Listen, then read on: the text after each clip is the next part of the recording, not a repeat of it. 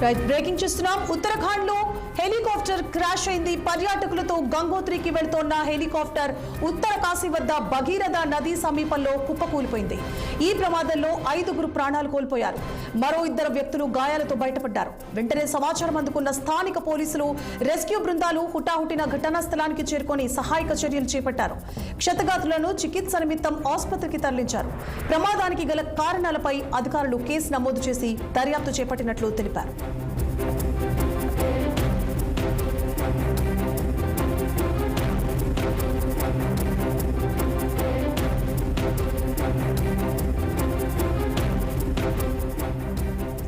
ఉత్తరాఖండ్ లో helicopter crash అయింది. పర్యాటకులతో గంగోత్రికి వెళుతోన్న helicopter ఉత్తర కాశీ వద్ద భగీరథ నది సమీపంలో కుప్పకూలిపోయింది.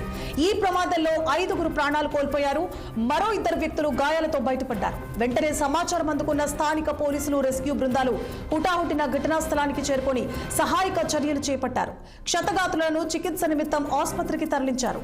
ప్రమాదానికి గల కారణాలపై అధికారులు కేసు నమోదు చేసి దర్యాప్తు చేపట్టినట్లు తెలిపారు.